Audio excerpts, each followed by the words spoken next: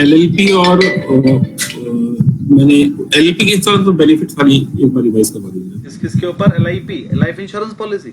LLP पे नहीं LLP पे, लिमिटेड लायबिलिटी पार्टनरशिप। लिमिटेड, हाँ और बस उसके थोड़ा और नहीं सर, ओएसी तो समझ में आ गई थी।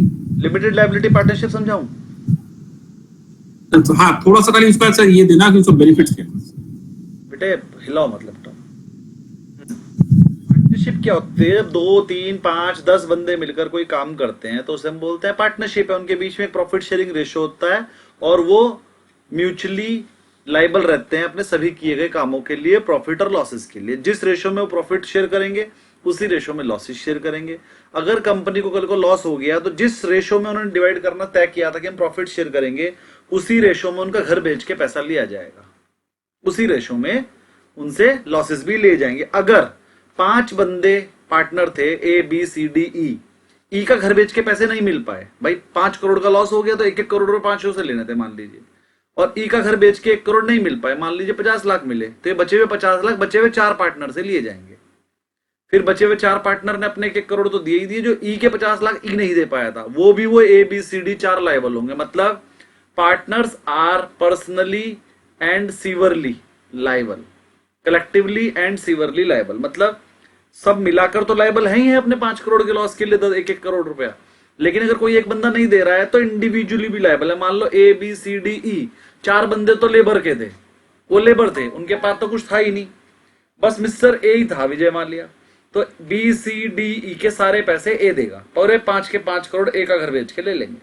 मतलब जब पार्टनर्स होते हैं वो एक दूसरे के किए गए काम के लिए एक दूसरे के लॉसेस के लिए भी लायबल होते हैं, अगर वो ना दे पाए तो। ये तो है पार्टनरशिप। अगर उसी पार्टनरशिप को एलएलपी बना ली जाए, लिमिटेड लायबिलिटी पार्टनरशिप बना ली जाए, तो वो पार्टनर्स लायबल होते हैं बिल्कुल इसी तरीके से एक दूसरे के लिए, लेकिन सिर्फ जितना पैसा उन्होंने कंपनी में इन्वेस्ट कर दिया, पार्टनरशिप में शुरू में लगा दिया, जो प्रॉफिट हुआ जो कंपनी का पैसा है उतने तक ही लायबल होते हैं। उनकी पर्सनल प्रॉपर्टी को बेचकर नहीं लिया जाएगा। That is called limited liability partnership. Limited liability partnership के केस में पार्टनर्स की लायबिलिटी अपने दिए गए कंट्रीब्यूशन तक लिमिटेड रहती है, which they have invested in their business. Liability will be limited to that fund only. Their personal fund will not be attached to that liability. They are not liable to pay off extra to their investment, which they have invested in the company, and the profit earned by the company can only be attached to recover the dues by the company. Partners ने अगर कोई पैसा अपना withdraw कर लिया था तो वो भी नहीं लिया जाएगा उनसे। अगर पार्टनर्स ने कोई पैसा विड्रॉ कर लिया थोड़ा बहुत तो वो भी उनसे वापस नहीं लिया जा सकता, जो निकल गया वो उनका हो गया। Limited liability partnership is much safer than the normal partnership. और गवर्नमेंट भी चाहती है कि हमारे देश के लोग रिस्क लें। डर के मारे हम लोग रिस्क नहीं लेते कि कल को लॉस होगा तो घर बिक जाएगा। गवर्नमेंट चाहती है आप सही तरीके से काम करो, अगर कोई फ्रॉड नहीं करोगे और आपको लॉस हो भी गया तो पैसे नहीं देने पड़ेंगे। गवर्नमेंट भी कहती है एलएलपी बनाओ, अगर लॉस हो गया तो कोई बात नहीं, कुछ मत दो किसी को। गवर्नमेंट ने रूल बनाया है, सबके लिए बनाया है। गवर्नमेंट भी चाहती है कि आप छोटे मोटे काम छोड़ के बिजनेस कर लो। सब कुछ गवर्नमेंट नहीं बना कर दिए हैं रूल, और सारे देशों में चलते हैं, खाली इंडिया में नहीं है, सबके यहाँ है। एलएलपी जहां तक मुझे लगता है ये सही, यही जानना था। आगे थैंक यू सर। आगे बढ़ते हैं। इसमें जो आज नया कंसेप्ट सिखाया, देखो आपके पूछने से हमेशा फायदा होता है, क्योंकि जब भी आप मेरे से जितना पूछोगे मैं नॉलेज दे दूंगा। एक्चुअल में क्या है, मेरे को पार्टनरशिप पे इतनी नॉलेज है कि मैं 2 महीने सिर्फ पार्टनरशिप पे क्लास ले सकता हूँ। मतलब मैं 60 क्लासेस ले सकता हूँ सिर्फ पार्टनरशिप टॉपिक पे, क्योंकि सीए में जो पार्टनरशिप के लेसन है ना, 4 लेसन होते हैं सीए फाइनलिस्ट में। पार्टनरशिप के 4 लेसन होते हैं, वो 2 महीने चलते हैं। तो मैं वो 2 महीने पढ़ा चुका हूं, मैं वो पढ़ाता था पहले। तो अगर आप मुझे कहोगे सर पार्टनरशिप सिखा दो, तो खाली पार्टनरशिप एक लेसन सिखाने की फीस मेरी 20,000 रुपए थी, और वो 2 महीने चलता है, लेकिन वो सीए फाइनल का एग्जाम होता है। तो मेरे को नॉलेज बहुत है ना, वास्ट नॉलेज है। और वो वाले वास्ट लेवल पे कि सीए को पढ़ाया है, जो सीए बन गए हैं उन्हें भी पढ़ाया है। तो नॉलेज बहुत है, लेकिन आपके लेवल की आपको जरूरत है। और ज्यादातर मैं ज्यादा ही बता देता हूँ, इसीलिए आपको लगता है कि बहुत ज्यादा बता दिया, वही आपको पसंद आती है। लेकिन अब ये समुद्र है जितना मैं आपको बता रहा हूं आपको लगता है मैं समुद्र हूं, लेकिन मैं उस समुद्र में से सिर्फ लोटा ही समझा रहा हूं आपको भी। जितना आपके काम की चीज है वो बताए जा रहा हूं, और काम से थोड़ा ज्यादा ही बता रहा हूं, तो आपके लिए इतना सफिशिएंट है। लेकिन अगर आप अपनी नॉलेज बढ़ाना चाहें तो मेरी नॉलेज लेने के बाद आप उसे सर्च कीजिए और उसे और बढ़ा लीजिए। हो सकता है आप मुझसे भी ज्यादा सीख जाए, मुझे भी कुछ बता दें। तो अपनी नॉलेज तो जिंदगी भर बढ़ाते रहिएगा। चलिए बढ़ते हैं अब थोड़ा सा बुक की तरफ। ये आ गई। व्हाट इज मार्केट समझा दिया था सर, जहां पर दो बंदे किसी गुड्स को एक्सचेंज करने के लिए, मनी को एक्सचेंज करने के लिए मिलते हैं, उस जगह को मार्केट बोलते हैं। स्टॉक मार्केट जहां पर स्टॉक्स बॉन्ड का ट्रेडिंग हो, और जहां पर पब्लिकली ट्रेडेड कंपनी की ट्रेडिंग बाय और सेल हो रही हो, तो उसे हम क्या बोलते हैं, स्टॉक एक्सचेंज। उसके बहुत सारे एग्जांपल बताए थे, NSC, BSC London stock exchange, MCX New York stock exchange, Nasdaq London और Tokyo stock exchange etcetera. Sir जो शेयर मार्केट होती है उसमें दो तरह की ट्रेडिंग होती है, एक प्राइमरी मार्केट, एक सेकेंडरी मार्केट।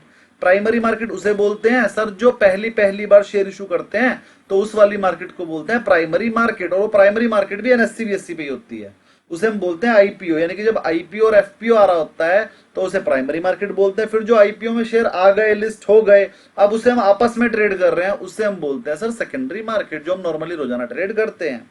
तो बेसिकली हम ये जो कोर्स करने वाले हैं ये सेकेंडरी मार्केट के लिए करने वाले हैं, प्राइमरी मार्केट की वैल्यूएशन के लिए नहीं कर रहे हैं, सेकेंडरी मार्केट की वैल्यूएशन के लिए कोर्स करने वाले हैं। थोड़ा सा और आगे बढ़ते हैं।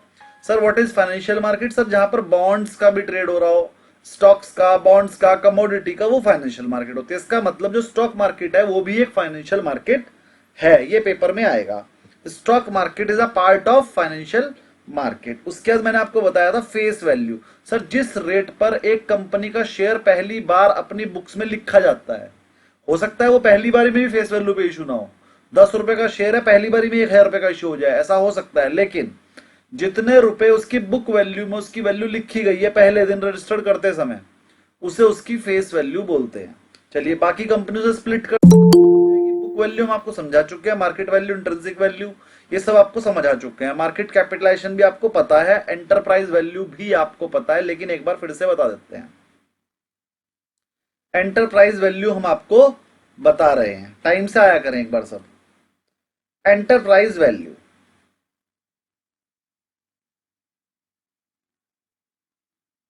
enterprise value refers to the overall value of business since the business is funded by various source of capital। कह रहा है कि बिजनेस की जो पैसे आते हैं वो बहुत सारे सोर्सेज से आते हैं। कहां से आ सकते हैं, इक्विटी से आ सकते हैं,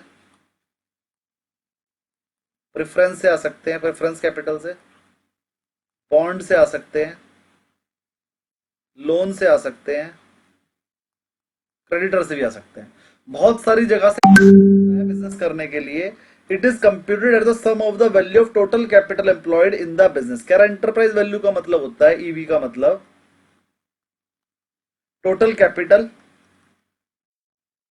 प्लस लॉन्ग टर्म लोन। मतलब उसके अंदर इक्विटी कैपिटल ले लेंगे, प्रेफरेंस ले लेंगे, बॉन्ड ले लेंगे और लोन ले लेंगे, करंट लायबिलिटी को नहीं लेंगे। मतलब टोटल कैपिटल ले लेंगे और प्रेफरेंस कैपिटल भी ले लेंगे। अगर कोई रिजर्व एंड सरप्लस है आपके पास, रिजर्व, तो वो भी तो इक्विटी का ही पार्ट होता है, तो वो भी ले लेंगे। मतलब टोटल इक्विटी ले लेंगे प्लस लॉन्ग टर्म। इसका दूसरा फॉर्मूला ये भी था, EV equal to share holders fund plus loan. तो कैसे मर्जी कर लीजिए, लिखा हुआ है EV equal to value of common equity share, value of non controlling interest, value of preference share capital और प्लस डेट। इसमें से एक लेस कर देंगे, माइनस कर देंगे कैश। ये आ गया cash and cash equivalent less कर देंगे। अगर कोई मार्केटेबल सिक्योरिटी होगी उसे फाइनेंशियल इन्वेस्टमेंट भी बोलते हैं, मार्केटेबल सिक्योरिटी भी बोलते हैं। ये भी होगा तो लेस कर देंगे, इजी है, बिल्कुल इजी है। और मैं फिर से बता दूं, जो भी मैंने 2 दिन में पढ़ाया ये एनआईएसएम 8 के कोर्स में नहीं है, ये पेपर में नहीं आएगा, लेकिन बेसिक नॉलेज आपको होनी चाहिए इसलिए समझाया गया है। Let us understand this concept with the following example. Common equity question में given है 12.5 करोड़, इंग्लिश में 12.5 crore, preference share capital 8.5 crore, debt outstanding है 6.4 crore, cash and cash equivalent है 2.5 करोड़ एंड फाइनेंशियल इन्वेस्टमेंट यानी कि मार्केटेबल सिक्योरिटी है 1.4 करोड़। एग्जांपल, इस वाले फॉर्मूले के हिसाब से अगर ईवी निकालना है, EV equal to 12.5 plus 8.5 plus 6.4 minus कर देंगे 2.5 और 1.4। यहां से जो भी आंसर निकल कर आएगा बस वही आंसर है, जोड़ लीजिए। 12 प्लस 8 20, 21, 27.4 में से ये लेस कर देंगे 26, 26 माइनस 2.5 ये हो गया 23.5। तो 23.5 आ रहा है यहाँ पर। कोई प्रॉब्लम किसी को यहाँ पर? ये इन्वेस्टमेंट को माइनस है या प्लस है sir? Sir financial investment minus, ये जो ये कैश माइनस क्यों करते हैं सर? म्यूट कीजिए। ईवी का मतलब होता है सर, ये NISM 15 में पढ़ा चुके हैं। ईवी का मतलब होता है एंटरप्राइज वैल्यू। एंटरप्राइज वैल्यू मतलब अगर ये कंपनी को मैं फुल्ली कंट्रोल करना चाहूं, फुल्ली कंट्रोल करना चाहूं मतलब इस कंपनी के सारे इक्विटी शेयर भी खरीद लूं और डेट की पेमेंट कर दूं, सर टेंशन ही खत्म, किसी से कुछ पूछने की जरूरत ही नहीं है भाई। इक्विटी शेयर भी मैंने ले ली और डेट की भी पेमेंट कर दी। तो इक्विटी शेयर मैंने ले ली और डेट मैंने ले लिए, प्लस इसमें से मुझे कितना पैसा लगाना है, कुछ पैसा तो कंपनी में पहले से है। तो जो कंपनी के पास पहले से कैश और मार्केटेबल सिक्योरिटी उन्हें बेच के तुम पहली डेट पेमेंट कर सकते हैं। तो वो कहता है कि जो टोटल कैपिटल की वैल्यू है प्लस जो डेट की वैल्यू है उसमें से मैं कैश और मार्केटेबल सिक्योरिटी लेस कर दूंगा, तो वो पैसा मेरे को निकल कर आ जाएगा जो मुझे देना पड़ेगा इस कंपनी को कंट्रोल करने के लिए। उसी को बोलते हैं enterprise value. Enterprise value is the value which have to be paid to control the whole company. तो यहां पर इक्विटी की वैल्यू, प्रेफरेंस की वैल्यू प्लस लोन्स की वैल्यू में से कैश और मार्केटेबल सिक्योरिटी लेस कर देते हैं। चलिए सर 1 सर। हाँ जी, क्या कह रहे हैं मैम बताइए। वो फॉर्मूला है ना सर, सेकंड वन। हाँ फॉर्मूला है वही वाला, ये रहा। अब यहाँ पर फॉर्मूला है ईवी की वैल्यू होती है इक्विटी की वैल्यू प्लस लोन। अब इक्विटी की वैल्यू अगर क्वेश्चन में यही है 12.5 तो हम 12.5 लेंगे, लेकिन क्वेश्चन में नीचे कुछ और भी लिखा है, देखिए company common equity comprises of 10 lakh share. Company के टोटल 10 लाख शेयर्स हैं with face value of 10 each. The shares are currently trading 340 per share. एक शेयर खरीदने के लिए 340 रुपए देने पड़ रहे हैं। तो इक्विटी की वैल्यू 12.5 करोड़ नहीं है, कितनी है 340 इंटू 10,000 34 करोड़ 34 करोड़। तो अब यहाँ पर जो हमने 12.5 करोड़ जोड़ दिया था उसकी जगह पर हम 34 करोड़ लेंगे। अगर क्वेश्चन में गिवन है तो 34 करोड़ ले लेंगे, अगर क्वेश्चन में गिवन नहीं होता तो फिर मैं 12.5 ही ले लेता। तो since the fair value of other component is unknown, कह रहा है कि फेयर वैल्यू दूसरी चीजों की तो पता नहीं है, तो वही वाली ले लेंगे। और जिसकी पता थी वो हमने 34 ले ली, बाकी सब कुछ सेम, और ये 45 करोड़ आंसर आ गया। किसको यहां तक कोई प्रॉब्लम है, समझ में नहीं आया है तो बोलिए।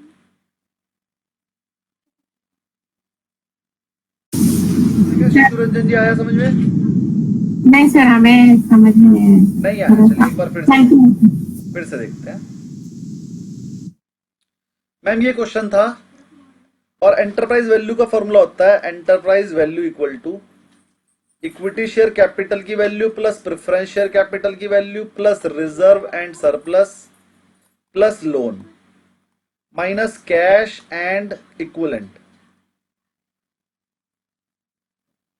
तो वैसे तो उसका आंसर यही निकलना था। इक्विटी शेयर की वैल्यू थी 12.5, प्रेफरेंस शेयर की वैल्यू थी 8.5, रिजर्व सरप्लस की वैल्यू थी नहीं, लोन की वैल्यू थी 6.5 और कैश एंड कैश इक्विवेलेंट में 2.5 भी माइनस होना था और 1.4 भी, क्योंकि कैश की इक्विवेलेंट थी फाइनेंशियल इन्वेस्टमेंट यानी कि मार्केटेबल सिक्योरिटी है।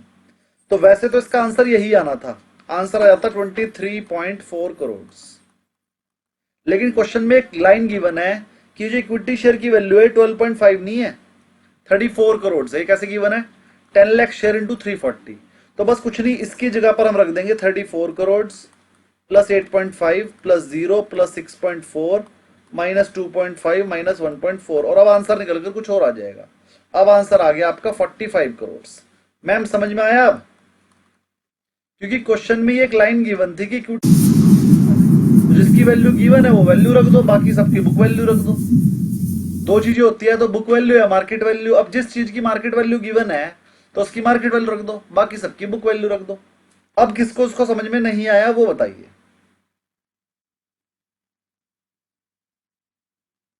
राधा मैम समझ में आ गया? Yes sir. शिशु रंजन जी? Yes sir. कि आपको 15 में और सबको पता होना चाहिए, लेकिन फिर भी पढ़ा देते हैं। Net profit of the company belong to share holder. कह रहा है जितना भी नेट प्रॉफिट होता है बाद में शेयर होल्डर को ही मिलता है। तो अर्निंग पर शेयर क्या होता है, टोटल प्रॉफिट हुआ, टोटल प्रॉफिट आफ्टर टैक्स को डिवाइडेड कर दो नंबर ऑफ शेयर से, तो एक शेयर होल्डर को कितना मिलेगा वो आ जाता है ईपीएस, अर्निंग पर शेयर। एक शेयर ने कितना कमाया, एग्जांपल के लिए सर 100 रुपए कमाए हमने और 100 ही शेयर है, तो एक शेयर ने कितना कमाया 1 रुपया। ये 1 रुपया ये ईपीएस है। किसी को कोई क्वेरी यहां तक ईपीएस समझ में ना आया हो तो फॉर्मूला है इसका total profit after tax divided by number of share. कोई क्वेरी किसी को ईपीएस समझ में ना आ रहा हो तो बताइए। आ गया है, म्यूट रखेंगे, आगे बढ़ते हैं, पढ़ते हैं। कह रहा है net profit, net profit of the company belong to share holder, earning per share is the net profit divided by the number of share. यही मैंने आंसर बताया आपको। It indicate the amount of profit that company has earned for every share it has issue. इसका मतलब ये होता है कि कंपनी ने एक शेयर पे क्या कमाया, और इसका फॉर्मूला होता है net profit divided by number of share outstanding. चलिए एक एग्जांपल भी दिया है, अगर कंपनी का प्रॉफिट 10 लाख हुआ हो और आउटस्टैंडिंग शेयर 2 लाख हो तो 10 लाख डिवाइड बाय 2 लाख करके आंसर आ जाएगा 5 रुपी पर शेयर। तो ईपीएस आ जाएगा 5 रुपी पर शेयर। हाइयर द ईपीएस, अगर ईपीएस ज्यादा होगा शोज द हाइयर प्रॉफिटेबिलिटी, इसका मतलब है प्रॉफिटेबिलिटी भी ज्यादा है। And better earnings for the share holder and will be preferred over share companies with lower EPS. अगर किसी दूसरी कंपनी का ईपीएस कम है तो हम उसकी जगह पर ये वाली कंपनी को। EPS is significant variable in determining the share prices. यहां तक किसी को कोई क्वेरी नहीं है, और उसके बाद एक क्वेश्चन बताएंगे आप। एक ए लिमिटेड थी, एक बी लिमिटेड थी। ए लिमिटेड का जो सेल है वो 10 करोड़ है और बी लिमिटेड की सेल है 5 करोड़। तो आपके हिसाब से ए लिमिटेड बढ़िया है कि बी लिमिटेड? आंसर जिससे पूछा जाए वही बताएगा। जी शिशु रंजन जी आप बताइए, ए लिमिटेड बढ़िया है कि B limited? Sir B limited. क्यों? सर उसका ईपीएस यहाँ पर ठीक है। कहाँ बताया हमने ईपीएस? ईपीएस कहाँ बताया आपको? सेल बताइए।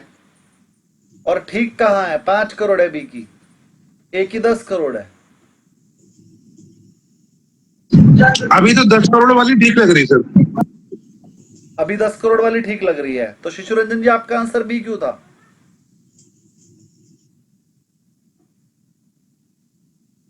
तो रिवाइज कर लीजिए। शिशु जी बताइए, ए लिमिटेड बढ़िया कि बी लिमिटेड बढ़िया?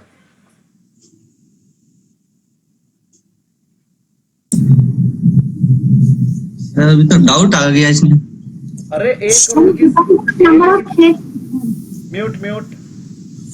ए लिमिटेड की सेल 10 करोड़ है, बी लिमिटेड की सेल 5 करोड़ है। कौन सी कंपनी बढ़िया?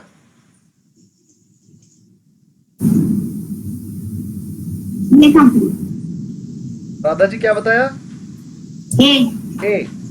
सर ये तो बच्चे भी बता देंगे, 10 करोड़ जिसकी सेल ज्यादा वो बढ़िया। आपको बी क्यों लग रही है बढ़िया?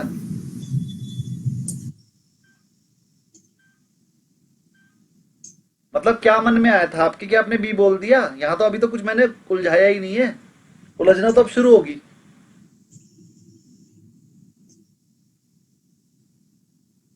ए लिमिटेड, एक कंपनी है ए लिमिटेड, एक है बी लिमिटेड। ए लिमिटेड की सेल 10 करोड़ है, बी लिमिटेड की सेल 5 करोड़ है, और कुछ मैंने आपको बताया नहीं है। अगर मैं इतनी डिटेल बता के आपको बोलूं कि कौन सी कंपनी आपको ज्यादा बढ़िया लग रही है, तो सब सिंपल सी बात है, जिसकी सेल ज्यादा होगी वही बढ़िया होगी।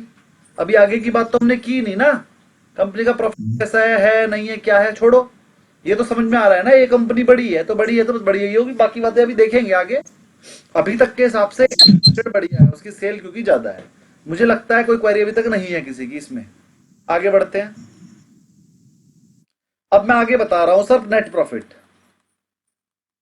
नेट प्रॉफिट की जब हमने बात करी तो ए लिमिटेड का नेट प्रॉफिट आया 1 करोड़ और बी लिमिटेड का नेट प्रॉफिट आया 0.60 करोड़ का मतलब 60 लाख भी होता है। 0.60 करोड़ का मतलब 60 लाख। तो अब बताइए राधा जी, ए लिमिटेड बढ़िया कि बी लिमिटेड बढ़िया?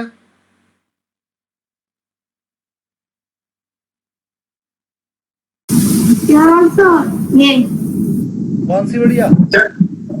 बी है सर, बी। जिससे पूछा जाए वो। राधा जी अपना आंसर बोलिए। B sir. नो बी, आपका नेट आंसर है प्रॉफिट बी। बी हो गया। राधा जी का आंसर है बी। चलो चेक करते हैं बी। और सूर्यवंशी जी का आंसर बताइए। सर बी है बी। बी। शिशु जी का आंसर बताइए। 10 करोड़ में 1 करोड़ बना रहा है सर, और वहां पे जी 5 करोड़ मैं में समझ 60 गया, लाख, मैं मतलब 10 समझ करोड़ गया में हूँ, 1 करोड़ 20 लाख। मैं समझ गया हूँ सूर्यवंशी जी। मुझे औरों के कंसेप्ट भी ठीक करने दो, एक्सप्लेनेशन मैं दूंगा ही बाद में। शिशु जी आपका आंसर क्या है? Sir B. क्यों? सर नेट प्रॉफिट उसका ज्यादा है इसीलिए। बी का नेट प्रॉफिट 60 लाख है, ए का नेट प्रॉफिट 1 करोड़ है। 1 करोड़ ज्यादा होता है 60 लाख से। फिर से देख लीजिए क्वेश्चन ये रहा। Net profit of A 1 crore, net profit of B 0.60 crore को 60 लाख भी बोल सकते हैं। सर ए होगा तब तो। ए होगा। आप कहां सो रहे हो, दोनों बार आपने गलती कर दी। सर ए का ईपीएस 10 है, उसका 12 है सर, बी का। सर अभी मैं ईपीएस पे नहीं आया हूं, मुझे पता है आप लोगों ने 15 पढ़ रखा है, तो आप लोग आंसर इसीलिए दे पा रहे हो। जब 15 में यही क्वेश्चन पूछा था ना तो समझ गया था। अब जो दो बंदों को समझ में नहीं आया उन्हें भी समझने दो। मैं समझ गया हूं आपको पता है इसके आंसर। सर अपन कम अमाउंट लगा के कमा रहे हैं ना, हाँ 5 करोड़ लगा के 60 लाख कमा रहे हैं, ठीक है, और वहां 10 करोड़ लगा के एक ही कमा रहे हैं। बिल्कुल बिल्कुल। लेकिन शिशु जी को यहाँ क्वेरी है, मैं एक बार समझा देता हूँ क्या है ये। हम ये डिसीजन कैसे लेंगे कौन सी कंपनी बढ़िया? पहली बात तो शिशु जी ने कहा कि सर ये कंपनी का प्रॉफिट 1 करोड़ है और ये वाली कंपनी का 60 लाख है, तो इसलिए क्योंकि ज्यादा प्रॉफिट ए कमा रही है तो इसलिए ए बढ़िया। लेकिन आप जरा ध्यान से समझिए, यहां पर 10 करोड़ की सेल पे 1 करोड़ का प्रॉफिट हुआ जो कि हुआ 10%। यहां पर 5 करोड़ की सेल पे 60 लाख का प्रॉफिट हुआ जो कि बना 12%। तो हमें सिर्फ क्वांटम ऑफ प्रॉफिट नहीं देखना है, क्वांटम ऑफ प्रॉफिट नहीं देखना है, हमें देखना है कितना परसेंटेज ऑफ प्रॉफिट है। तो यहां पर नेट प्रॉफिट रेशियो निकाल देंगे हम। नेट प्रॉफिट रेशियो जो हमने देखा कि वो बी लिमिटेड का ज्यादा है, प्रॉफिट रेशियो ज्यादा हुआ वो कंपनी की प्रॉफिटेबिलिटी ज्यादा अच्छी है। मैंने अभी ये नहीं बताया कंपनी अच्छी है कि नहीं, प्रॉफिटेबिलिटी ज्यादा अच्छी है। Net profit. शिशु जी समझ में आया कि बी लिमिटेड अच्छी क्यों? जी सर। तो यही चीज लोगों को समझानी है। जब आपके साथ कोई बैठ जाए और जब कभी कोई बात बन जाए वहां पर किस तरह की कौन बताएगा, तो हमें लॉजिक के साथ बताना पड़ेगा कि वैसे तो ए लिमिटेड का प्रॉफिट डबल है, 1 करोड़ है, लेकिन ए लिमिटेड में इन्वेस्टमेंट नहीं करनी है, बी में करनी है, क्योंकि बी का प्रॉफिटेबिलिटी रेशियो अच्छा है। ए लिमिटेड 10 करोड़ की सेल करके भी 1 ही करोड़ कमा रही है। बी लिमिटेड की सेल आधी है लेकिन प्रॉफिट आधा नहीं है, प्रॉफिट आधे से ज्यादा है। इसका मतलब बी लिमिटेड कम सेल पे भी प्रॉफिटेबिलिटी प्रॉफिट रेशियो ज्यादा कमा पा रही है। इसको आप इस तरीके से समझ लीजिए कि आप 4 बंदे एक ही शॉप पर काम करते हैं और आप चारों की मिलाकर सैलरी 1 लाख है, लेकिन एक बंदा दूसरी दुकान पर काम करता है उसके अकेले की सैलरी 50,000 है। तो बताओ किसकी सैलरी ज्यादा? उस अकेले की ज्यादा ना। तो टोटल सैलरी से कोई फर्क नहीं पड़ता। आप समझो 4 बंदों की सैलरी 1 लाख है, वहां अकेले की 50,000 है, तो 4 बंदों का पहले एवरेज निकालो। एक ने कितना कमाया? 25,000। तो 25,000 अगर एक बंदा कमा रहा है और दूसरी कंपनी में 50,000 एक बंदा कमा रहा है, तो 50,000 इज मोर फ्रूटफुल। तो कभी भी हम एग्रीगेट सैलरी चेक नहीं करेंगे, हम करेंगे इंडिविजुअल सैलरी। ऐसे ही हम कभी भी टोटल नेट प्रॉफिट चेक नहीं करेंगे, हम चेक करेंगे कितने परसेंट का प्रॉफिट। तो ए लिमिटेड जो कमा रही है वो 10% कमा रही है और बी लिमिटेड कमा रही है वो 12% कमा रही है। तो यहां तक देखने से पता चलता है कि बी लिमिटेड बढ़िया है। अब मैं और कंफ्यूज करने वाला हूं जानबूझकर, कंफ्यूज हो। लेकिन तो जब हमने पहली बार पूछा था तो सबने आंसर दिया था ए लिमिटेड बढ़िया है। फिर हमने दूसरी बार पूछा तो उसका प्रॉफिट भी ज्यादा था, तो भी सबने आंसर दिया ए लिमिटेड बढ़िया है। लेकिन क्योंकि प्रॉफिट जो बी लिमिटेड का ज्यादा अच्छा था तो बी लिमिटेड बढ़िया मान ली गई। अब अगली बार मैं आगे बढ़ रहा हूं। यहां तक किसी को कोई क्वेरी तो नहीं है? नहीं है, वेरी गुड। गणेश जी आपकी कोई query? No sir, no sir. Very good. चलिए, अगर आप लोग वीडियो ऑन करके रखेंगे तो ये मेरे अंदर कुछ कमी है कि जिसकी वीडियो ऑन रहेगी मैं उस पर सबसे ज्यादा ध्यान देता हूं, तो ये आपके लिए फायदा भी है ना। अगर शिशु जी से मैंने क्वेश्चन नहीं पूछे होते तो इनकी इतनी सारी क्वेरी सॉल्व ना होती, ये तो गलत सलत समझ के बैठ जाते। तो वीडियो ऑन करने के फायदे हैं। चलिए आगे बढ़ता हूं मैं थोड़ा सा, हाँ इस वाले में ही आगे। अब नेट प्रॉफिट तो हमें समझ में आ गया। अभी मैंने एक फॉर्मूला बताया था, net profit divide by number of share. Number of share है क्वेश्चन में, यहां पर तो है 10 लाख शेयर,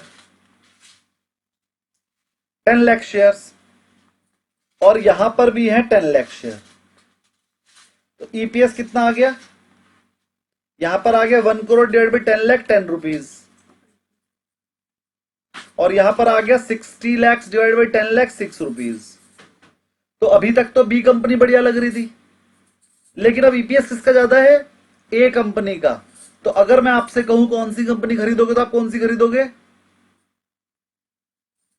ए लिमिटेड। किसी को कोई क्वेरी,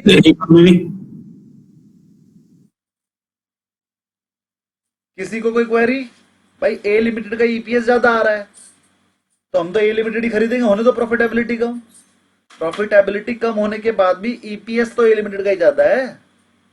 अगर हमारे को प्रॉफिट ए लिमिटेड 10 रुपए कमा कर दे रही है और बी लिमिटेड 6 रुपए कमा के दे रही है, तो हम किसका शेयर खरीदेंगे, ए लिमिटेड का, अगर दोनों के प्राइस सेम हो तो। क्योंकि ए लिमिटेड हमें ज्यादा कमा कर दे रही है तो हम ए का ले लेंगे। यहां तक किसी को कोई क्वेरी? जिस कंपनी का ईपीएस ज्यादा होगा वो मोर प्रॉफिटेबल है हमारे लिए, लेंगे। लेकिन ज्यादा ईपीएस वाली तब लेंगे अगर दोनों का रेट सेम हो। मतलब 100 रुपए में ए लिमिटेड का मिल रहा है, 100 रुपए में बी लिमिटेड का मिल रहा है, तो हम सोचेंगे 100 रुपए लगा के ए में 10 रुपए कमाएंगे और 100 रुपए लगा के बी में 6 रुपए कमाएंगे, 6। तो 10 इज मोर, तो we should go with the A limited if price is same. If price is not same तो फिर हम प्रॉफिटेबिलिटी रेशियो चेक करेंगे। वो कैसे करेंगे, आ जाओ। मार्केट प्राइस, अब मान लीजिए मार्केट प्राइस ए लिमिटेड का है 110 रुपए और बी लिमिटेड का है 60 रुपीज। तो मुझे बताओ आप कौन सी कंपनी का शेयर खरीदेंगे। अब जरा ध्यान समझिए, इसको हम बोलते हैं, अगर हम बी लिमिटेड में पैसा लगाते हैं तो 60 रुपए लगा के 6 रुपए कमा सकते हैं, मतलब 10%। लेकिन हम ए लिमिटेड में अगर पैसा लगाते हैं तो 110 रुपए लगा के 10 रुपए कमाएंगे, मतलब कि 9%। यहां तक किसी को कुछ, अगर हमने ए लिमिटेड में पैसा लगाया तो 10 रुपए कमा कर दे रही है वो 110 रुपए लगा के, मतलब 9%। और अगर बी लिमिटेड में पैसा लगाया तो 6 रुपए कमा के दे रही है 60 रुपए लगा के, मतलब कि 10%। तो प्रॉफिटेबिलिटी किसमें ज्यादा है, बी में। तो ईपीएस के हिसाब से हमें ए लिमिटेड बढ़िया लग रही थी, लेकिन जैसे ही हमने प्रॉफिटेबिलिटी चेक करी तो हमें बी लिमिटेड बढ़िया लगने लगी। और अब लास्ट जो आंसर आएगा final, B limited should be invested. अब बताइए किसी को कोई क्वेरी है या नहीं?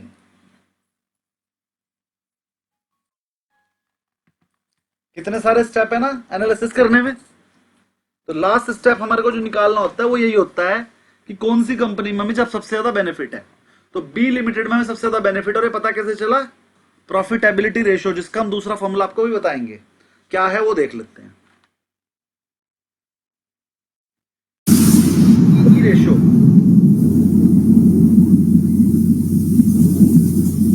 फॉर्मूला होता है प्राइस अपॉन अर्निंग। तो प्राइस है इसकी 110, अर्निंग है 10, तो ये प्राइस अपॉन अर्निंग करके आंसर आ गया 11। मतलब इसका पीई जो है वो 11 है, मतलब इसका जो प्राइस है वो इसके ईपीएस से 11 गुना चल रहा है। और इसका ईपीएस कितना है, 60 डिवाइड बाई 6, ये आ गया 10। तो इसका पीई 10, इसका पीई 11। एक कंपनी ए लिमिटेड है जो अपने अर्निंग से 11 गुने रेट में मिल रही है, और एक कंपनी बी लिमिटेड है जो अपने अर्निंग से 10 गुने रेट में मिल रही है। तो जो सस्ती मिल रही होगी वही लेंगे ना। तो पीई रेशियो के हिसाब से चेक करोगे तो भी आंसर बी आया, और प्रॉफिटेबिलिटी के हिसाब से चेक करोगे तो भी आंसर बी आएगा। लेकिन प्रॉफिटेबिलिटी में जिसकी प्रॉफिटेबिलिटी ज्यादा होगी वो लोगे, और पीई रेशियो में जिसका पीई कम होगा वो लोगे। यहां तक किसी की कोई क्वेरी? नो। Very good. यहाँ पर सर एक बार स्क्रीन बताइए ना सर। यार एक कंपनी net profit ना sir, this is sales, this is net profit, and after that this is बता रहे हैं। सबसे पहले सेल, फिर नेट प्रॉफिट, फिर number of share.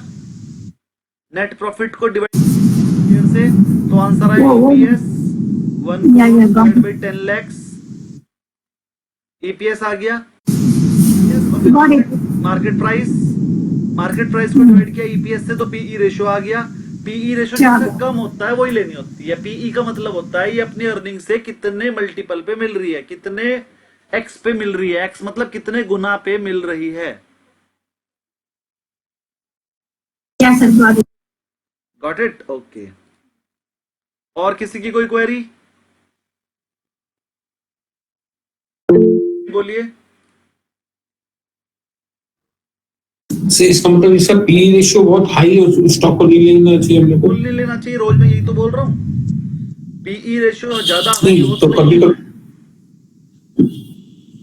Sir compare करके मतलब दो शेयर से कंपेयर करेंगे ना, सिर्फ एक शेयर को ही देख के लेते हैं सर। उसके कॉम्पिटिटर शेयर से करोगे। अगर मान लीजिए आप किसी कंपनी को देख रहे हो, मान लो आप आईआईएफएल फाइनेंस को देख रहे हो, तो आईआईएफएल फाइनेंस को किससे कंपेयर करोगे? किसी और फाइनेंस कंपनी से, इंडिया बुल्स फाइनेंस से कर लोगे।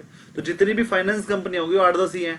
उन 8-10 को कंपेयर करोगे जिसकी ग्रोथ सबसे, देखो अगर किसी कंपनी की ग्रोथ ज्यादा है तो उसका पी ज्यादा हो सकता है। तो अगर किसी कंपनी में ग्रोथ सेम है तो उसका पी हाई नहीं होना चाहिए। अगर पी हाई है तो उसे बेच दो। तो इसी से क्वेश्चन भी था सर, जिसमें ये अगर पी जिसका हाई है तो ओवर वैल्यूड स्टॉक है। ओवर वैल्यूड स्टॉक है, बिल्कुल है। हाँ, तो उसमें ग्रोथ अपॉर्चुनिटी ज्यादा है। नहीं, किसने कहा? नहीं। पहले वो पहले ही ओवर वैल्यूड है, ग्रोथ कहां से हो जाएगी? उसमें ग्रोथ अपॉर्चुनिटी नहीं है। ठीक है सर, आगे बढ़ते हैं। नहीं सर कुछ ऐसी कंपनी है जिनका पी तो ज्यादा है लेकिन जो ग्रोथ करने वाली कंपनी उनका पी ज्यादा होता ही है सर। अगर जैसे आपकी डिफेंस की कंपनी में कंपनी है। अगर आपकी कंपनी में ग्रोथ है तो उसका पी हमेशा ज्यादा होगा ही, क्योंकि उसमें ग्रोथ भी तो है ना। वो कंपनी हर साल अपना प्रॉफिट डबल कर लेती है, तो फिर उसको जो रेट मिलता है वो 5 साल के पी फॉरवर्ड पे मिलता है। अरे ये तो 5 साल में वैसी कंपनी 10 गुना हो जाएगी, तो उसका रेट पहले ही ज्यादा हो जाता है। मतलब वो उसकी वैल्यू निकल कर आएगी 200, लेकिन चल रहा होगा 300 पे, तो पी तो ज्यादा होना ही है। और कंपनियों का 15 होगा, उसका 25 होगा, क्योंकि उसकी ग्रोथ बहुत ज्यादा है। और कंपनी कंपेयर तो उसी कंपनी से करोगे ना जिसकी ग्रोथ उसकी ऐसी होगी। अब अगर उसकी जैसी ग्रोथ किसी और कंपनी की है ही नहीं तो कंपेयर कैसे करोगे? फिर उसका पीई को उसके पीई ज्यादा ही होगा औरों से, क्योंकि उसकी ग्रोथ भी तो ज्यादा है। तो जिस कंपनी में उसका पीई ज्यादा होता है। वो अपन पीजी रेशो से बनाते हैं, निकालते हैं उसको। तो इससे इसका मतलब खाली पी रेशियो देख के शेयर नहीं लेना चाहिए सर, अगर और भी हाई फैक्टर्स देखना चाहिए। अगर हाई पी रेशियो का कोई शेयर है तो चेक कर लेना कि उसकी ग्रोथ, हम्म। अगर उसकी ग्रोथ हाई है तो चलते रहने दो। अगर उसकी ग्रोथ है नहीं फिर भी पी आई रेशियो है, पीई रेशियो हाई है तो नहीं लेना चाहिए। और ये कैसे डिसाइड करोगे कि हाई है कि नहीं? उसके कॉम्पिटिटर चेक करोगे, कॉम्पिटिटर का पी जितना है उससे ज्यादा नहीं होना चाहिए। जो अभी आपने आईआईएफएल वाला बोला सर, उसका वो कौन है, संजीव बसीन, उसको तो सेबी ने बैन कर दिया आज। सेबी ने बैन कर दिया, उसे कई बार कर दिया, फिर पैसे वैसे देके छूट जाता है, फिर से बैन अनबैन हो जाता है। सर वो पहले शेयर खरीद ले रहा था और फिर टीवी में बता रहा था कि इसको खरीदो, ये बढ़ने वाला है, और बेच दे रहा था वो। हाँ, बहुत बार उसने ऐसा किया है कि वो टीवी पे बोलता था ये खरीदो खरीदो खरीदो और खुद बेचता था, और फिर उसमें प्रॉफिट भी बढ़िया कमा लेता था। बहुत पैसा उसके पास। सर वो फालतू है सर, वो बोलता बहुत कुछ है। हाँ, लेकिन जब सही बोलता है, सही मतलब देखो नॉलेज तो उसे है, नॉलेज संजीव सर पर भरोसा करने लायक नहीं है ना सर, हाँ, तो भरोसा नहीं कैसे करें सर? हम उस पर विश्वास नहीं कर सकते बस। हाँ, अगर उसे कहा जाए सर आप रिकमेंडेशन मत दीजिए, बस इस कंपनी के बारे में बता दीजिए, तो ऐसी ऐसी बातें बता देगा जो आप लोगों को मुझे भी नहीं पता। कौन सर? संजीव वासीन, आप ये दे दो रिमोट, पानी भी दे दो। सर वो एक और प्रकाश गावा करके, वो भी बड़ा खतरनाक है। तो बेकार है, उसे तो नॉलेज भी नहीं है। प्रकाश लाखों रुपए की वर्कशॉप कर रहा है सर वो। नहीं, प्रकाश 10-20 हजार रुपए है उसका वर्कशॉप की फीस। हाँ हाँ, अरे यही तो प्रॉब्लम है आजकल। आजकल प्रॉब्लम ये है कि अगर आप प्रकाश गावा की क्लास ले लोगे ना और मेरी क्लास लोगे तो मैं गारंटी करता हूँ आप कहोगे सर आपकी क्लास में ज्यादा नॉलेज मिली, लेकिन प्रकाश गावा को 20,000 मिल रहे हैं और मुझे 10,000।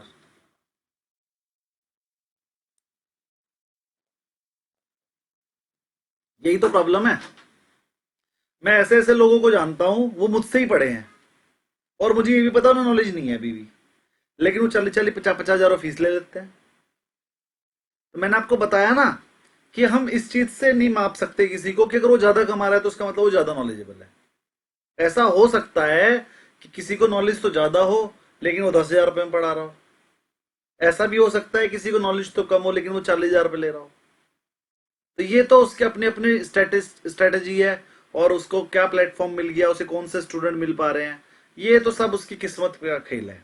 लेकिन कोई बात नहीं, हम चाहेंगे कि आप 40-50,000 आप भी कमाए कल को। आगे बढ़ते हैं।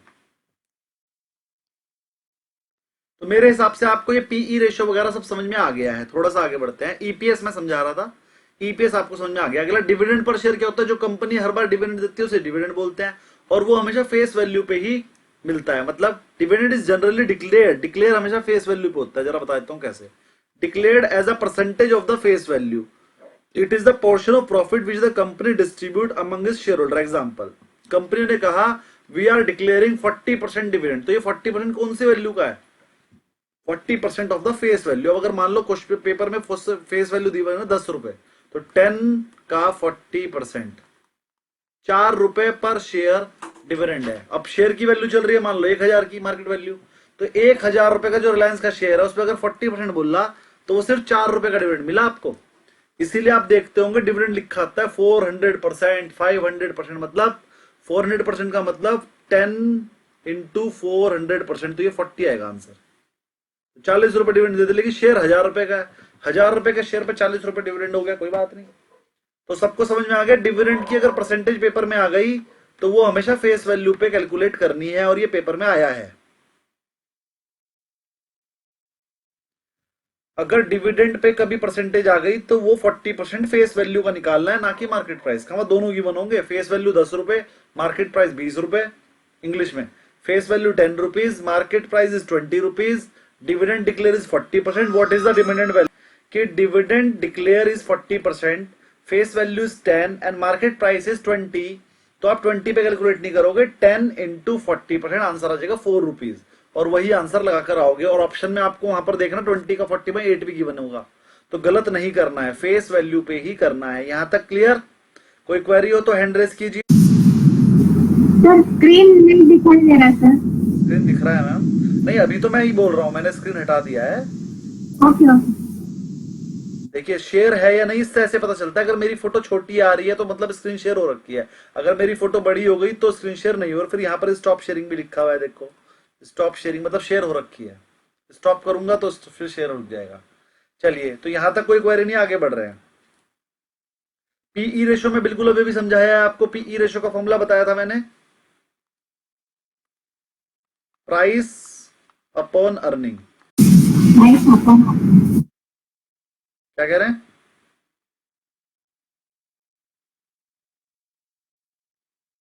अब how we value a company based on PE ratio, सबसे इंपॉर्टेंट कंसेप्ट। और कल जब मैं एनआईसी 15 की क्लास पढ़ा रहा था तो वहां पर भी पीई रेशो का कंसेप्ट मैंने पढ़ाने से छोड़ दिया था, तो यहां पर समझ लीजिए। How we value a company based on, और मैं अपनी वैल्यूएशन में सिर्फ इसी एक मेथड का यूज करता हूं। बाकी जो और जितने भी मेथड मैं आपको बता चुका हूं एनआईसी 15 में, उनका यूज मैं नहीं करता। DCF approach, present value approach, book value approach, intrinsic value approach, उन सब का यूज मैं कभी नहीं करता हूं। ये वाले मेथड का यूज मैं करता हूं जब भी मैं अपनी फंडामेंटली रिपोर्ट बनाता हूं। और जितने भी एनालिस्ट हैं बड़े बड़े, जब वो अपनी रिपोर्ट बनाते हैं फंडामेंटल की, तो वो भी यही वाला मेथड यूज करते हैं। सबसे ज्यादा काम का मेथड यही है। फोन ले जाइए। तो व्हाट इज पीई रेशियो तो आपको पता है। रिद्धि,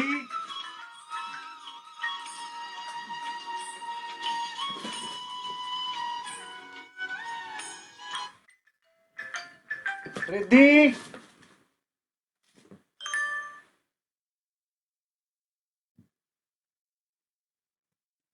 सबको मेरी आवाज आ रही होगी। What is how we value a company based on PE ratio? Valuing a company using PE, price to earning ratio, is widely used method in equity analysis. Here's a step-by-step breakdown of how to value a company based on PE ratio. PE ratio से कैसे value करते हैं ये मैं आपको समझाने जा रहा हूं, जरा ध्यान से देखिएगा। व्हाट इज पी रेशियो तो आपको पता है, price upon earning. PE ratio equal to market price per share, divided by earning per share. It tells you how much investor are willing to pay per 1 rupee of earning.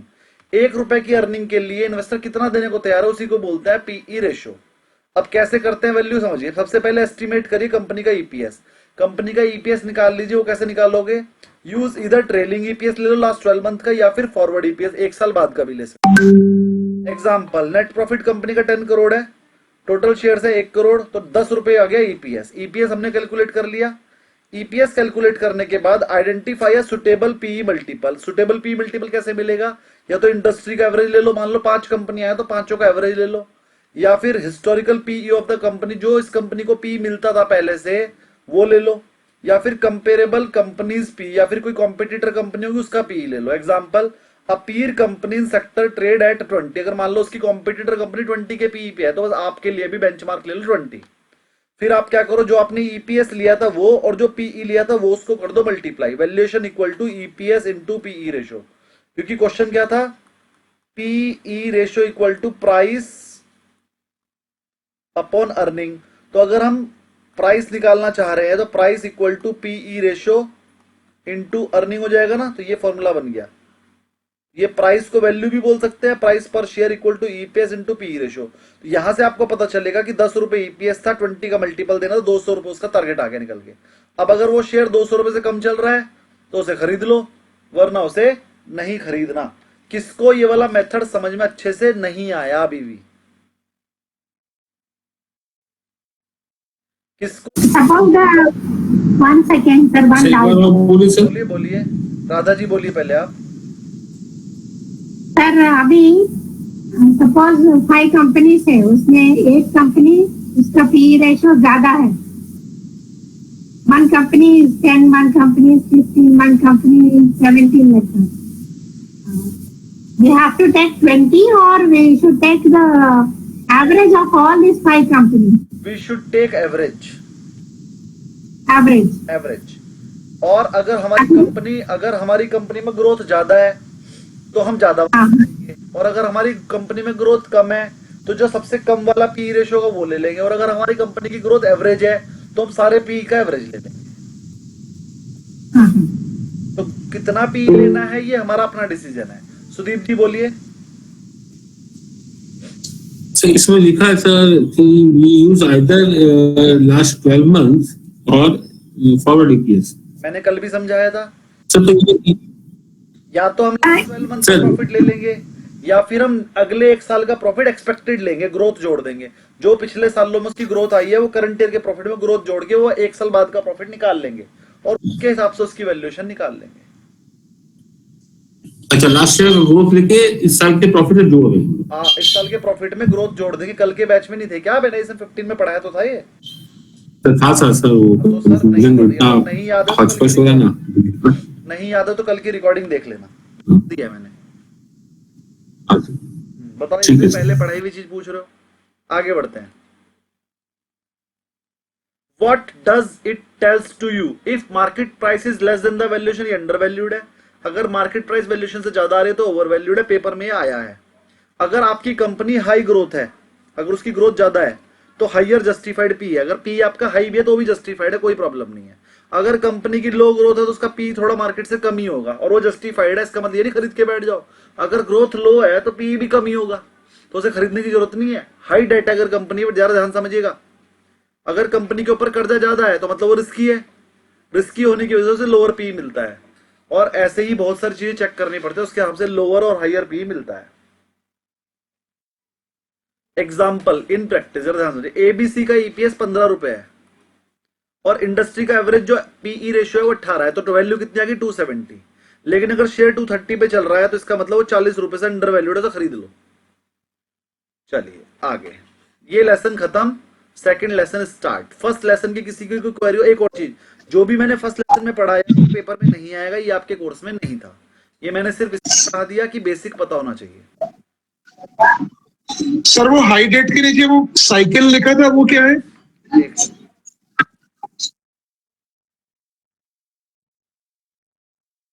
Industry cycle, अगर PE में भी volatile, कह रहा है industry cycle के हिसाब से भी पीई वॉलेटाइल हो सकता है। मान लो कोई ऐसी इंडस्ट्री है जो 2-4 साल में खत्म ही हो जाएगी, तो वहां पर पीई कम भी हो सकता है। और अगर कोई ऐसी इंडस्ट्री जो भी नई नई आई है, जैसे देखो रिलायंस जियो का शेयर कुछ भी काम नहीं कर रहा, कुछ भी प्रॉफिट नहीं कर रहा, फिर भी देखो चले ही जा रहा है, तो उसका पीई ज्यादा ही है, लॉस में है कंपनी फिर भी बढ़ रहा है। तो ये इन चीजों पे भी डिपेंड करता है। अब तो सर उसका म्यूचुअल फंड आ गया, अब तो भागेगा वो बहुत। क्या आ गया? अब जियो का तो म्यूचुअल फंड आ गया, तो अब तो बहुत भागेगा वो। अच्छा, जब जियो का फाइनेंस का शेयर आया था तब तो वो भागा नहीं, तब भी तो नया ही शेयर आया था, तब भी तो ऐसा आया था, तब तो जियो आ गया। उसके आने पर बजाज फाइनेंस 40% गिर गया था। लेकिन मैंने उस टाइम ये बोला था जियो खरीदने की जगह बजाज फाइनेंस खरीद लो, 40% गिरा था। वो अपने रेट से अब डबल हो चुका है, बोनस दे दिया तब भी डबल है। जब जियो आया था तो बजाज फाइनेंस 7,500 का हुआ करता था, जियो के आने की वजह से 7,500 से गिर के 4,000 पे आ गया था। तो तब मैंने कहा जियो में से निकल जाओ और 4,000 का बजाज फाइनेंस खरीद लो। वो 4,000 का बजाज फाइनेंस अब वापिस 8,000 है आज, क्योंकि बीच में एक बार बोनस भी दे चुका है, वो डिविडेंड भी दे चुका है 100 रुपए 2 बार, उसके बाद भी वो इतना महंगा है आज। तो जियो खरीदने से अच्छा बजाज फाइनेंस था ना। ऐसे ही अगर आपको लगता है जियो का म्यूचुअल फंड आ गया और वो भागेगा, तो गलत फहमी में हो आप। जियो में से निकल जाओ और एचडीएफसी म्यूचुअल फंड खरीद लो। एचडीएफसी म्यूचुअल फंड अगले 4 साल में डबल हो जाएगा, जियो नहीं होगा। सर ये इंट्रिंसिक वैल्यू बोल सकते हैं क्या फिर वो इसको? इंट्रिंसिक वैल्यू नहीं बोलेंगे, इसे फेयर वैल्यू बोलेंगे। अच्छा, बेस्ड ऑन पीई रेशियो।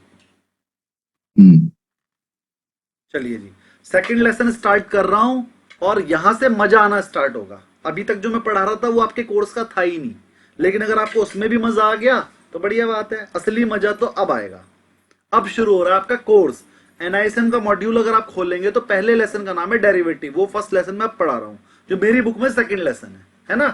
तो अब शुरू करते हैं डेरिवेटिव, जिसके लिए कोर्स है इक्विटी डेरिवेटिव। कोर्स का नाम है इक्विटी डेरिवेटिव और उसका फर्स्ट चैप्टर हम शुरू कर रहे हैं। हमारी बुक के हिसाब से सेकंड चैप्टर है, चलिए पढ़ते हैं। डेरिवेटिव, सर क्या डेरिवेटिव्स होते क्या है वो बता रहा हूं। A derivative is a contract, a product whose value is derived from the value of some other asset। पहली बात तो जो डेरिवेटिव है उसकी अपनी वैल्यू जो होती है वो किसी दूसरे प्रोडक्ट की वैल्यू से डिराइव्ड होती है। उस जो दूसरे प्रोडक्ट होता है उसे बोलते हैं अंडरलाइंग, उसे क्या बोलते हैं? Underlying asset. डेरिवेटिव की खुद की वैल्यू किसी एक चीज पे डिपेंडेंट होती है, किसी एक चीज से रिलेटेड होती है। जिस चीज से वो रिलेटेड है उसको बोलते हैं अंडरलाइंग। एग्जाम्पल के लिए अगर हम गोल्ड का फ्यूचर खरीद लें, जरा ध्यान समझिए, गोल्ड अलग चीज है, गोल्ड का फ्यूचर अलग चीज है। गोल्ड का अगर हम फ्यूचर खरीद लें, फ्यूचर मतलब अभी जून चल रहा है तो हमें जुलाई का फ्यूचर मिल जाएगा, मतलब वो जुलाई में एक्सपायर हो रहा होगा। अभी थोड़ा मोटा मोटा ही समझ में आएगा, अंदर की बातें भी आगे समझ में आ जाएंगी। पूरे 2 महीने यही पढ़ना है हमें, फ्यूचर ऑप्शन, इसके अलावा कोई टॉपिक है ही नहीं। 2-2.5 महीने तक मैं एक ही टॉपिक झेलता रहूंगा तुम्हारे साथ, आप सबके साथ। अब जरा ध्यान समझिए, अगर आपने गोल्ड का फ्यूचर खरीद लिया तो गोल्ड के फ्यूचर का जो प्राइस है वो किस चीज से रिलेटेड है? गोल्ड के रेट से। गोल्ड वो है जो आपके घरों में रखा हुआ है, जिसके आपने जेवर बनाए हुए हैं, उसका प्राइस एक अलग चलता है और गोल्ड के फ्यूचर का प्राइस अलग चलता है। कभी कभी ऐसा भी हो जाता है कि गोल्ड के प्राइस तो बढ़ रहे हैं लेकिन फ्यूचर का प्राइस गिर रहा है, ऐसा भी हो जाता है। तो गोल्ड के फ्यूचर के प्राइस एक अलग चीज है, गोल्ड के प्राइस एक अलग चीज है, लेकिन गोल्ड के फ्यूचर के प्राइस रिलेटेड है गोल्ड के प्राइस से। 100, 50, 500, 200, 1000 रुपए का डिफरेंस हो सकता है, लेकिन इससे ज्यादा डिफरेंस कभी नहीं होगा। एक टाइम ऐसा था नोटबंदी के टाइम पर, आपको याद भी होगा, नोटबंदी के टाइम पर गोल्ड के प्राइस में 6,000 रुपए का डिफरेंस आ गया था, क्योंकि वहां पर गोल्ड पुराने नोटों में बिक रहा था, तो डिफरेंस आ गया था रेटों में बहुत ज्यादा। ठीक है,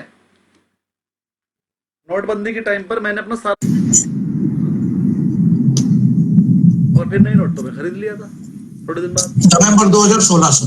हाँ, नवंबर 2016 में गोल्ड का रेट था 30,000, लेकिन अगर आपको अपना गोल्ड बेचना है तो 50,000 में बिक रहा था, सबको पता है बात।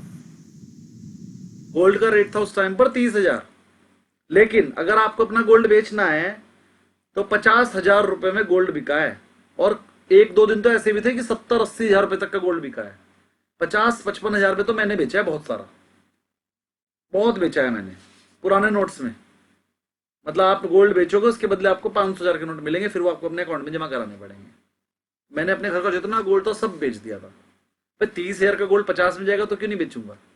सब बेच बाच के सीए में हुए, अपना उठा के सारा पैसा कन्वर्ट कर दिया, थोड़े दिन बाद फिर खरीद लिया गोल्ड 30,000 का रेट, तो 20,000 बच गए थे।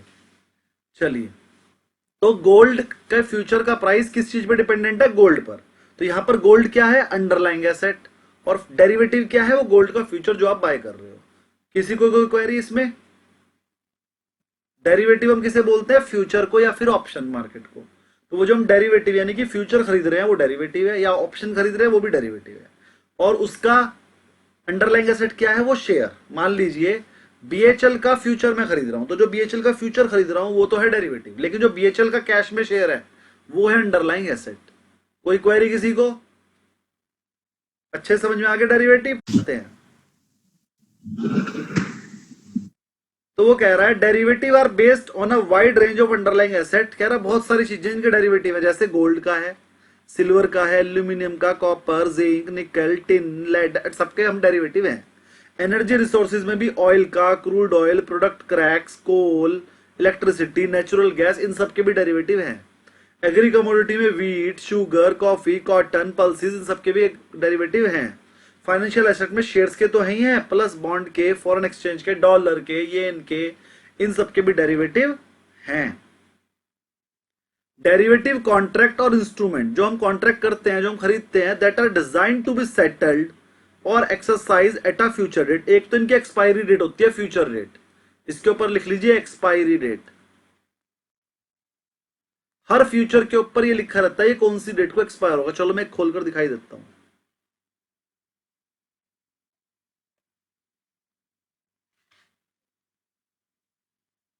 ये मैंने एंजल खोला। अब ये टाटा इलेक्सी है 6418 रुपए जो आपको दिख रहा है, ये जो 6418 का दिख रहा है, ये इस पे लिखा है एनएससी, यानी ये कैश का है, ये कैश का है। अब मैं इसका फ्यूचर लगा के दिखा रहा हूं। टाटा इलेक्सी है क्या फ्यूचर में? चलो टाटा इलेक्सी का नहीं दिखा रहा हूं, पतंजलि का दिखाता हूं।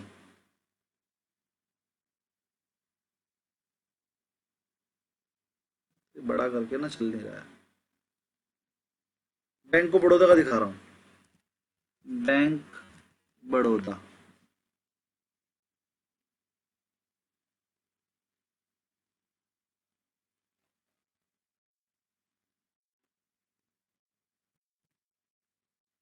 जिसने नहीं देखा है उनके लिए दिखा रहा हूं।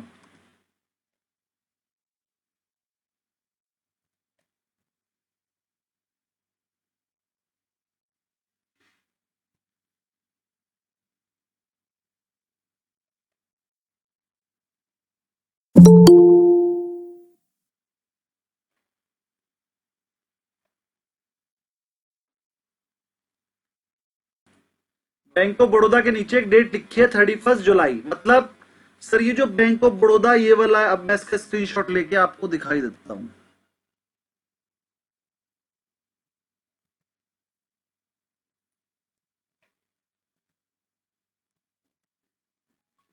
ये देखिए,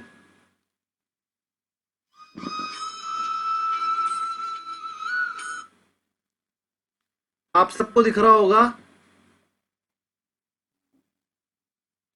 आप ये बैंक ऑफ बड़ौदा दिख रहा है आपको, ये बैंक ऑफ बड़ौदा की एक्सपायरी डेट है 30।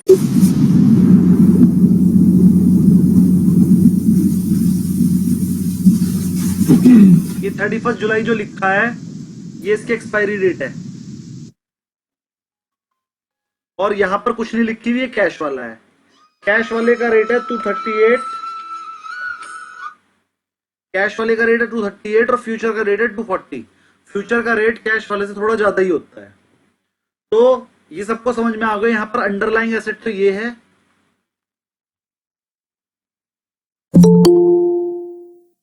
और डेरिवेटिव ये है।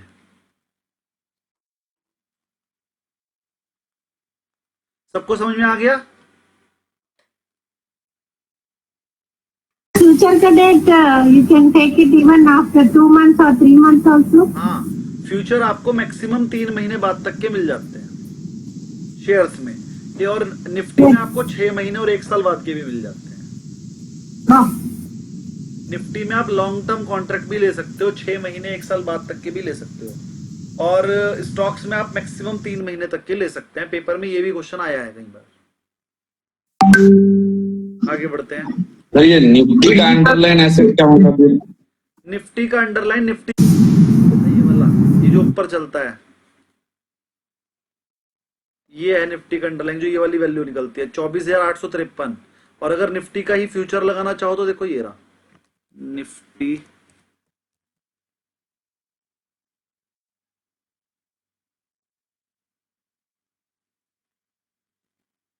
ये आ गए।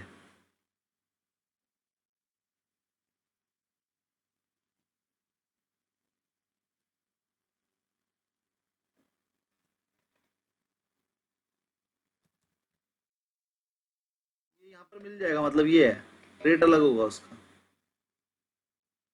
Okay sir.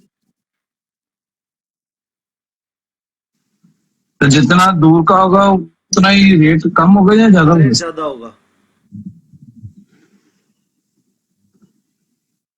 जितना दूर का होगा उतना प्रीमियम मिलेगा ना उसे,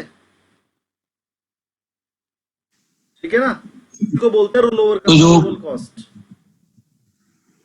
जैसे वो तो एक्सपायर, ये जो वीकली एक्सपायरी बोलते हैं तो वो फिर सस्ता रहता है सबसे? हाँ सस्ता होता है। वीकली एक्सपायरी का अगर पहली बात तो जो आपको डेरिवेटिव मिलता है वो महीने का मिलता है, वीकली नहीं मिलता। ऑप्शंस मिलते हैं हफ्ते के, ऑप्शंस तो आपको वीकली मिल जाएंगे, लेकिन जो डेरिवेटिव मिलेगा वो आपको मंथली ही मिलेगा, वीकली।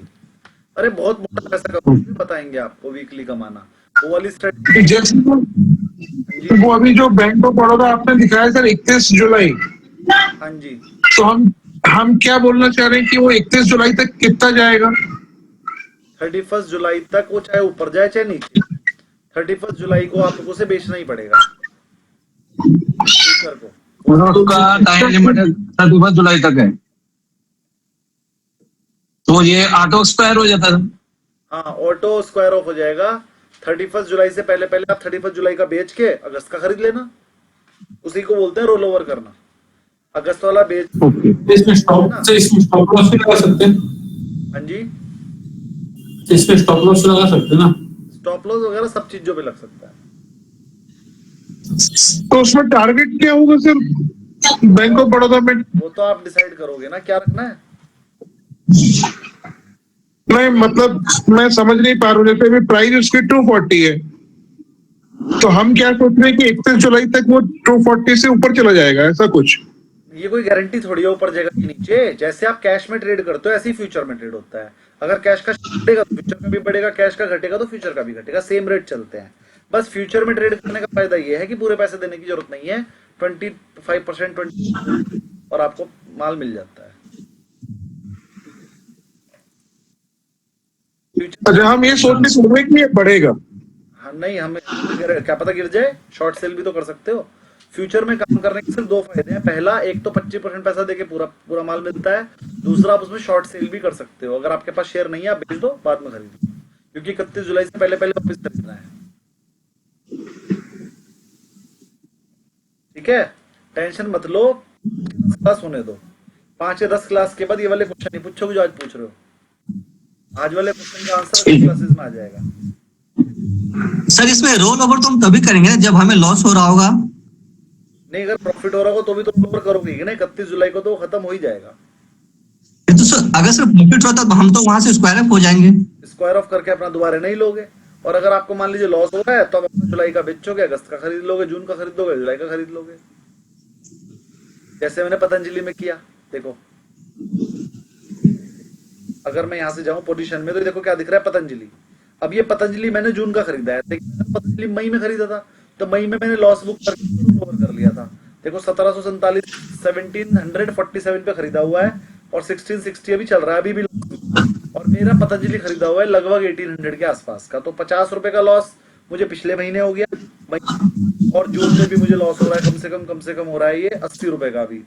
तो जब ये बिल्कुल 1800 से ऊपर जाएगा मैं तभी बेचूंगा, चाहे मुझे फिर जुलाई, अगस्त, सितंबर, अक्टूबर में देना पड़े। चलिए एटीपी क्या है इस पे लिखा हुआ? एटीपी लॉस तो 26,000 में कर रहा है सर। हाँ जी, you have to sell at the end of the derivative in the Expiry date. date, yes. We have to sell it. We have to sell it before expiry, whether we are in profit, whether we are in loss. But we have the option to buy another contract of the next month. तो जो क्या rate है 31st को expire होने वाला है, तो आपको वो अगले मंथ का लेना है, तो उसके डिफरेंस भी हो सकता होगा है। ही होगा, प्रीमियम तो होगा ही, 2 रुपए का प्रीमियम होगा जैसा भी है, आपको 2 रुपए का एक्स्ट्रा हो जाएगा। डिफरेंस पे करना पड़ेगा फिर से। हाँ जी, Can we carry forward, sir? Carry forward करना यही तो है ना मैम, रोल ओवर करना पड़ेगा, जून का बेच के जुलाई का लेना पड़ेगा। Okay. सर आपके लिए 50 रुपए का लॉस हुआ, वहां तो 26,000 दिख रहे हैं। सर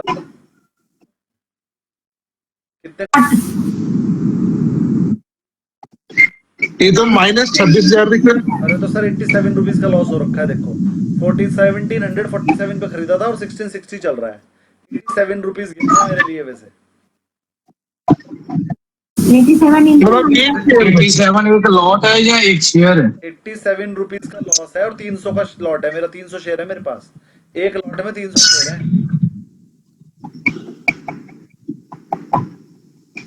नहीं, मेरे कहने का मतलब जो वो 87 है वो एक लॉट में गिरा है या एक शेयर पे गिरा है? एक शेयर पे 87, 300 शेयर है मेरे पास।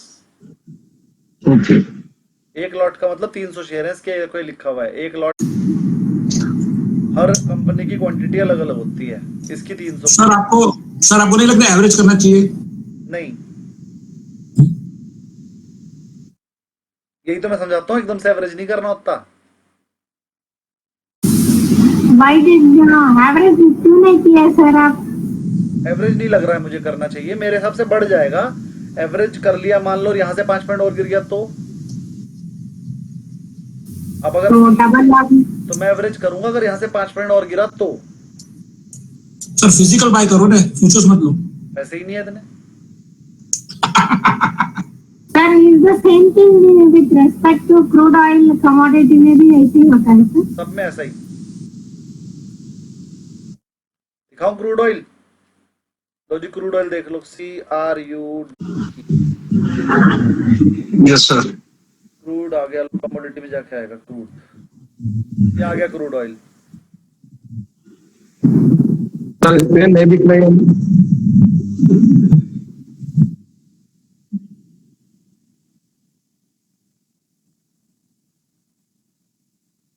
ये देखो 6350 रुपए चल रहा है क्रूड ऑयल, 18 जून की एक्सपायरी।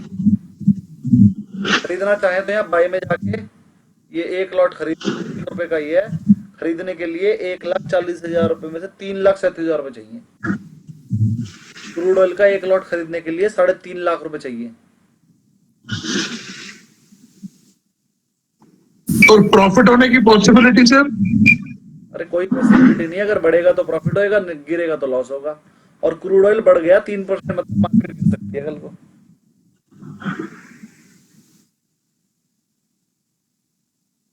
क्रूड ऑयल देखो 3, आज भी सर गिरी गई है बीच में।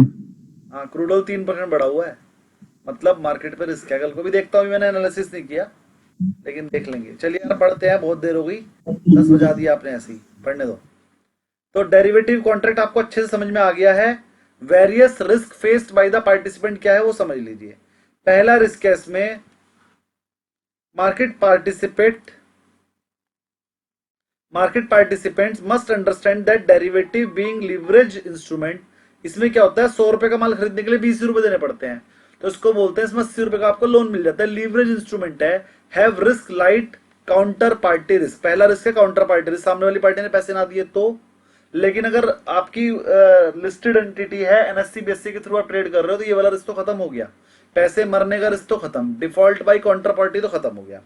दूसरा प्राइस रिस्क। प्राइस रिस्क मतलब आपको मान लो पोजीशन में लॉस ही हो गया, तो loss on position because 16 of price move, 16 कुछ नहीं है, loss of position because of price movement. Price movement हो गया, आपने खरीद रखा था और वो गिर गया, तो प्राइस रिस्क तो है ही। दूसरा लिक्विडिटी रिस्क, आपने फ्यूचर खरीद लिया, अब आप बेचना चाह रहे हैं, लेकिन फ्यूचर में कोई खरीदने वाला ही नहीं है, सब कैश में खरीद रहे। कुछ कुछ चीजें ऐसी होती हैं उसके फ्यूचर में लिक्विडिटी नहीं है, मतलब वहां पर लोग अपनी बिड ही नहीं लगा रहे खरीदने बेचने की, तो वहां पर ये लिक्विडिटी रिस्क भी आ जाता है, inability to exit from the position. फिर उस केस में आपको उसे कैश में ही खरीदना पड़ेगा। कोई क्वेरी यहां तक इसमें लिक्विडिटी रिस्क में कोई प्रॉब्लम किसी को? लिक्विडिटी रिस्क सबको पता है? You may not get the amount even if you want to exit. That's all. No? Yes, you have bought the future at ₹100 और उसका जो कैश वाला शेयर था वो 100 से बढ़ के 110 हो गया, तो फिर तो फ्यूचर का रेट भी 110 हो जाना चाहिए।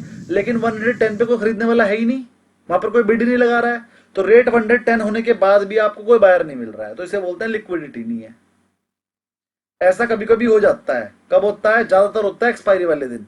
अगर एक्सपायरी वाले दिन क्या होता है कि वो बढ़ जाते हैं, मार्जिन बढ़ जाते हैं, तो सेबी मना करती है लेने के लिए, तो कुछ लोग लेकर बैठे होते हैं, फिर उन्हें लिक्विडिटी नहीं मिल पाती।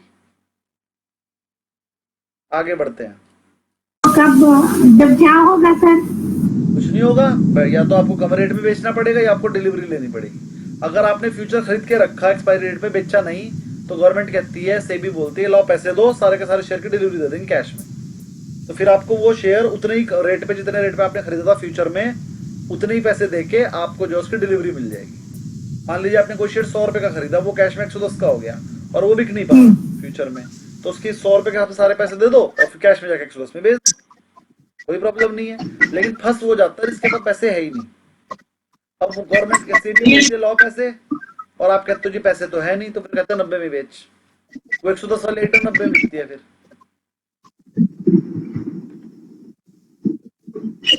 तो पैसा होना जरूरी है फ्यूचर में। अगर फंस जाओ तो, या फिर उसी फ्यूचर में काम करना जिसमें लिक्विडिटी हो। निफ्टी, बैंक निफ्टी में लिक्विडिटी होती है। म्यूट कर लीजिए, किसकी आवाज आ रही है? ये थोड़ा सा और पढ़ाऊंगा, ये वाला पैरा पूरा करेंगे, बस ध्यान से सुनिए। लीगल एंड रेगुलेटरी रिस्क होता है, एनफोर्सिबिलिटी ऑफ कॉन्ट्रैक्ट की आपको एग्जिट करना ही पड़ेगा, टाइम हो गया। ऑपरेशनल रिस्क होता है, फ्रॉड हो जाए, इनएडिक्वेट डॉक्यूमेंटेशन रह जाए, इम्प्रॉपर एग्जीक्यूशन हो जाए तो आपको लॉस हो सकता है। And may not be appropriate Avenue for someone of limited resources, और अगर आपके पैसे की कमी पड़ गई तो भी आपको लॉस हो सकता है। हैविंग लिमिटेड ट्रेडिंग एक्सपीरियंस, अगर आपको ट्रेडिंग एक्सपीरियंस कम हो तो भी लॉस हो सकता है। विद लो रिस्क टॉलरेंस, अगर आप डरपोक हो, आप ज्यादा रिस्क नहीं ले सकते, लो रिस्क टॉलरेंस है, तो आप लॉस कर सकते हो। A market participant should therefore carefully consider whether such trading is suitable for him or her based on these parameters। सारे पैरामीटर पे एक बार डिस्कशन कर लेना, समझ लेना, फिर ही डेरिवेटिव में ट्रेडिंग करना। Market participant who trade in derivative are advised to carefully read the model risk disclosure document। एक रिस्क डॉक्यूमेंट होता है, उसमें ये लिखा होता है, सब चीज पढ़ पुढ़ा के काम करो वो। अब ये मॉडल रिस्क डॉक्यूमेंट क्या होता है वो समझ लीजिए। A model risk disclosure document is issued by the member of exchange. Member of exchange मतलब एनएससी बीएससी के द्वारा ये डॉक्यूमेंट होता है। And contains important information on trading in equity and एफ&ओ segment of exchange. All prospective participants should read this document before. यही लिखा हुआ है भैया, पढ़ पुढ़ा के ट्रेडिंग करना। 90% लोग लॉस करते हैं डेरिवेटिव में, 90% लोग लॉस करते हैं, यही सब लिखा हुआ है। व्हाट इज फ्यूचर ट्रेडिंग, सबसे इंपॉर्टेंट पार्ट और मजेदार पार्ट कल बताएंगे। कल से आपका कोर्स ढंग से शुरू होगा, कल से मतलब नेक्स्ट वर्किंग डे। अभी तक मैंने आपको जो बताया वो बेसिक था, अब जो शुरू होने वाला है ना वो टिपिकल चीजें शुरू होने वाली हैं। एक लेट नहीं आना है, क्योंकि लेट आओगे तो समझ नहीं आएगा, समझ नहीं आएगा तो कुछ भी समझ नहीं आएगा।